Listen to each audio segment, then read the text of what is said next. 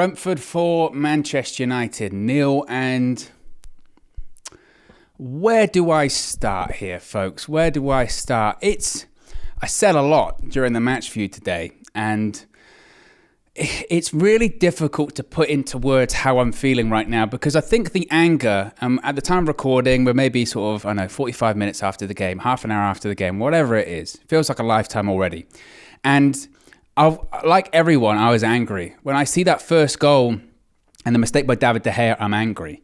When I see Manchester United attempting to play out from the back and then messing up a bad pass to Christian Eriksen, which I don't blame, it was the wrong pass for De Gea to do, I'm angry. Then I see Manchester United just abandon trying to play out from the back whatsoever. I don't know if that's De Gea lacking confidence. I don't know if that's Erik ten Hag saying, stop doing it, you can't do it, you're just not capable of it. I don't know. I'm angry when I'm seeing that, because what I'm seeing is a group of players that just aren't technically capable. And when is enough enough? When it is enough with some of these players? We are now, 3 weeks away from the transfer window shutting, and we need a whole new team. And that's not even dramatic to say. And I'm honestly, at this point, I'm not actually that angry. I'm really sad. Now, I myself, of a generation of Manchester United fan who's grown up with Manchester United winning games, winning trophies, and I know I'm spoiled. I know it's not always been like that throughout Manchester United's history, but I can't recall it. Looking back throughout history, for a really long time, yes, we got relegated in the 70s or whatever, but I can't recall it for a really long time being this bad. The team is spineless. Not only are they spineless, they're fragile. The slightest bit of just a jab on the jaw or a body blow, they crumble. Yes, it's not ideal to start a game with your goalkeeper making a mistake and throwing the ball in the back of the net, but guess what? It happens. David De Gea has a mistake in his locker.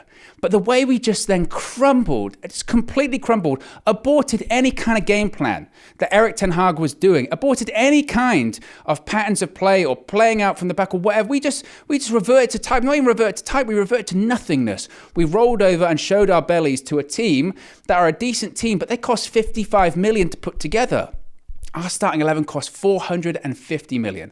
And it makes me wonder, because now we've gone through all of these managers and we've gone through all of these players as well. Think of the players that have been here and now are no longer here at Manchester United over the course of the last decade, whether it's Pogba, whether it's Cavani, whether it's Falcao, whether it's Di Maria, whether it's Alexis Sanchez, whether it's whoever. All of these big names we've brought in that have come and gone, all of these big managers that have come in and come and gone since then, whether it's Moyes, Van Gaal, Mourinho, Rangnick, Solskjaer, and now Erik ten Hag. Nobody can succeed. That's the conclusion I'm coming to. Nobody can succeed in this job, because we're set up to fail. The structure at Manchester United is that irrespective of the manager, irrespective of the players, we are set up to fail. And it's only going to get worse. Yeah, there might be ups and downs along the way. And yes, maybe we might have some success where we finish second in the Premier League under Ole Gunnar Solskjaer or under Jose Mourinho, or we win the Europa League. And again, that was 5 years ago at this point. But yes, that happens. And these little ups and downs, and we think we're making progress. But the trajectory is still the same. The trajectory is us going downhill. Eventually, season after season after season, we might not realize it because it's happening in real time and it takes place over a long period of time, but we're trending downwards. We're going downhill. And because of that, we're going to get results like we got today. Embarrassing results. It's embarrassing. People are laughing at us, and they've got the right to, because the giant Manchester United is falling once again.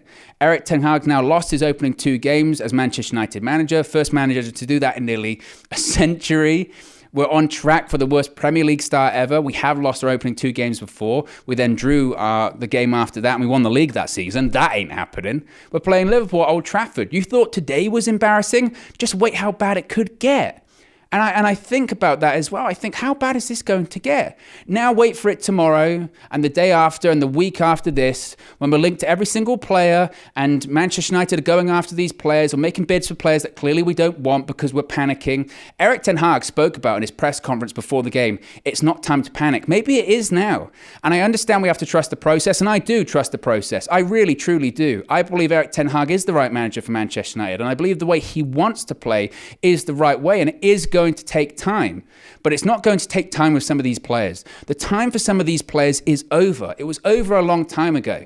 And I understand also it's not going to be fixed in one transfer window. And yes, some of these players, whether we like it or not, they're going to be at the club, and we have to deal with that. Doesn't mean we have to play them though. Some of those players, Erik ten Hag, we spoke about what he would have learnt last week in the game against Brighton. Man, oh man, he must have learnt something. David De Gea. I have backed David De Gea. And the reason I've backed David De Gea in the past is because you look at his performances for Manchester United over the course of the last however many years, especially last season. He was our player of the season, and it could have been so much worse if he weren't in goal. And he saved us so many times.